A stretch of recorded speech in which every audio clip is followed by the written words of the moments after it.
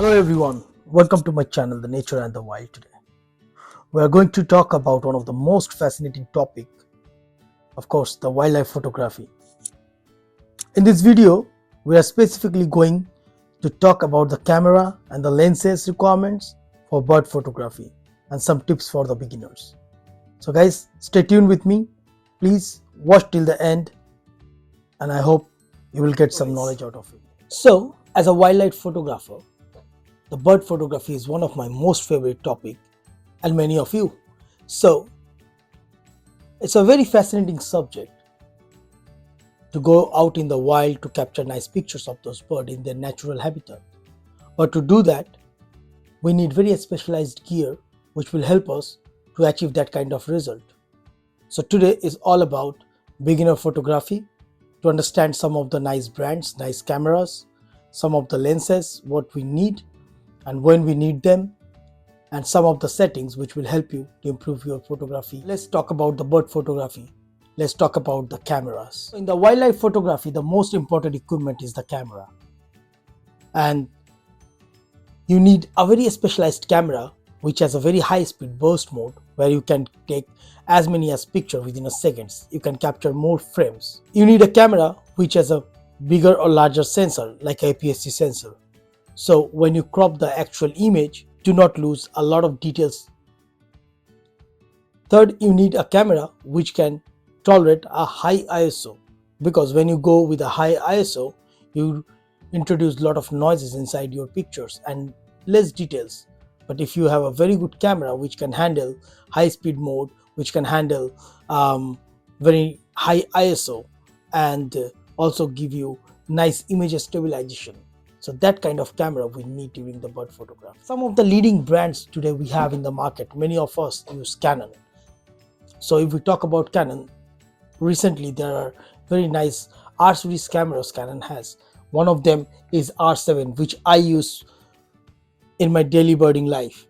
So R7 is a very light and compact with very high speed mode with 15 frames per second and more than that, and you have very high ISO count.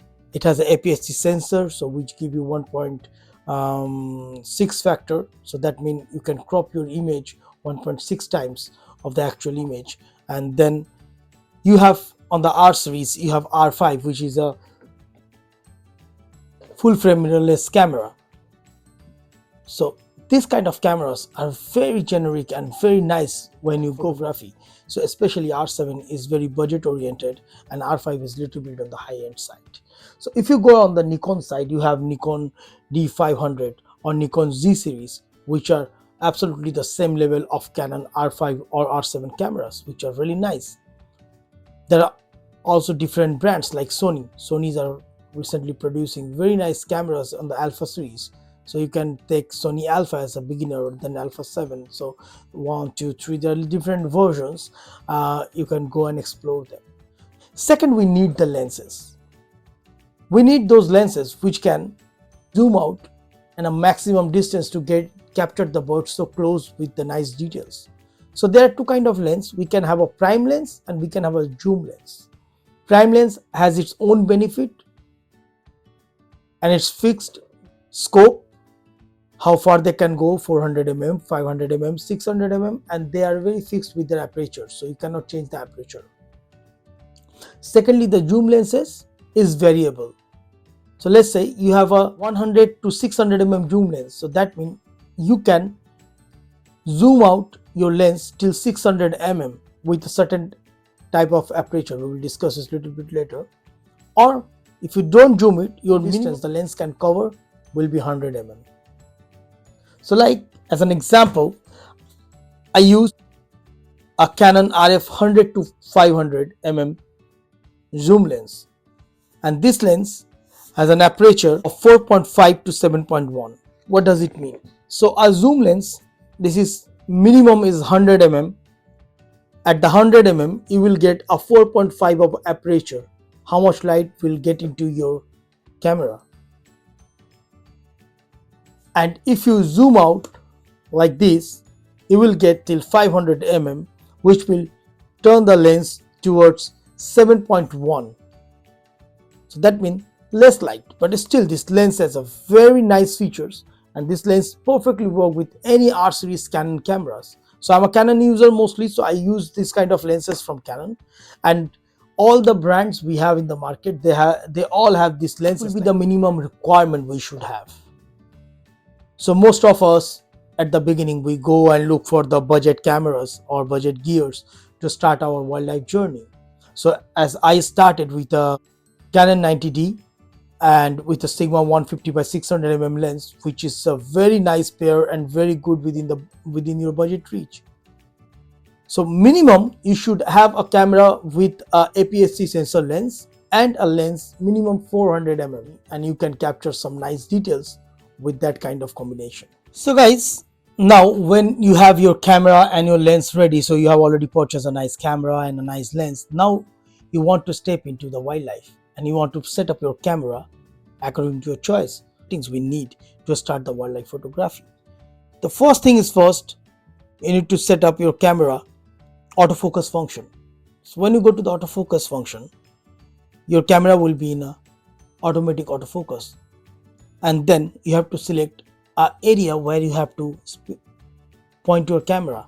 So there are a couple of options in your camera you can see, like a spot AF, one point auto functions, or expand area, or zone 1, zone 2, zone 3 in different cameras, So you need to set up as a beginner, as a starting point, as a spot autofocus. So when you choose automatic autofocus and put your autofocus setting as a spot, it will make sure that every time you hold your camera to a subject and it will start pointing the camera to the subject. So always try to put your camera on the manual mode as a beginner. So when you will be on the manual mode, and this kind of practice will give you more control over your camera and you will learn more into your daily wildlife journey. So when you put your camera on the manual mode, you will see there are a couple of parameters you can choose and you can change according to the scenarios you are into. So first thing is that the shutter speed.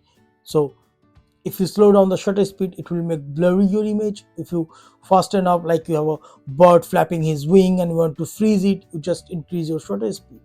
But according to the shutter speed, you also need to check your aperture, how much your aperture, and mostly the aperture is depend on your lens. So 100 to 500, you will have a minimum aperture of 4.5 and maximum of 7.1. So if you're at 500 your aperture is fixed to 7.1, and then you can change your ISO if the image is too dark or the image is too bright. So this kind of functionalities you have to choose during your live shooting mode, and using the manual mode will give you that level of control on your camera, your shooting mode inside your camera. Because when you are out in the wild, and especially for the bird photography, you don't want to miss any chance and any flapping of the birds. So you need a continuous shooting mode. In different cameras, like in Canon on R7, it has a drive mode.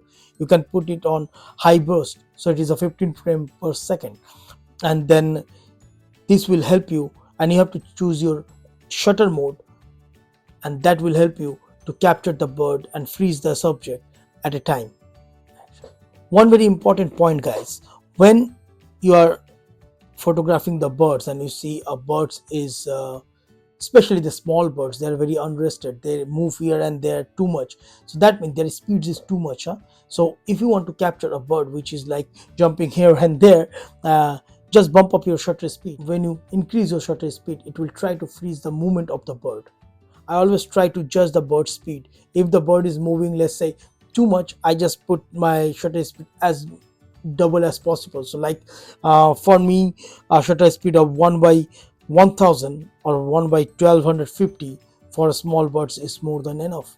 But if you see a subject which is moving so fast, so dynamic, like a buzzard or like a eagle is jumping on its prey, then I will suggest you put your shutter speed at least 2000, 2500. According to the light, you can also adjust other parameters. So that will give you a very nice and clean image out in the wild. So guys, we're almost at the end. Before we leave, I will just give you some nice tips. What is a aperture, what is ISO and what is shutter speed, so your exposure triangle we called it. So just learn about it, go out in the wild, practice every day.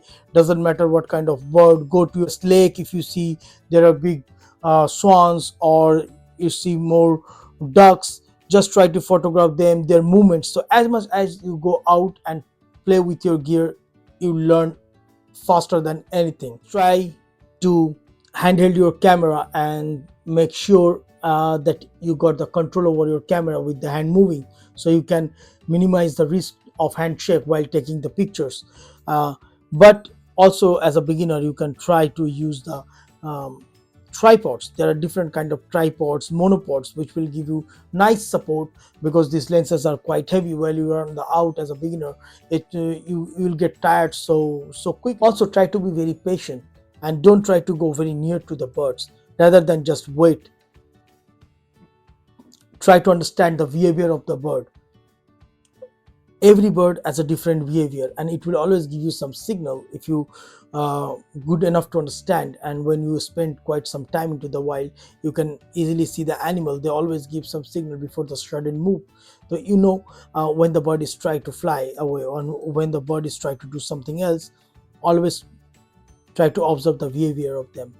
So friends, that's all for today. I don't want to make it more lengthy. So keep learning and keep sharing with your friends these videos. Please like and subscribe my channel, and put your question into the comment. And more gears, there are a couple of new gears very recently out in the market, and as soon as I have my hands on them, I will start making the review videos, go out in the wild and make some nice adventure photographies for you. Let me know your thoughts in the comment. Thank you.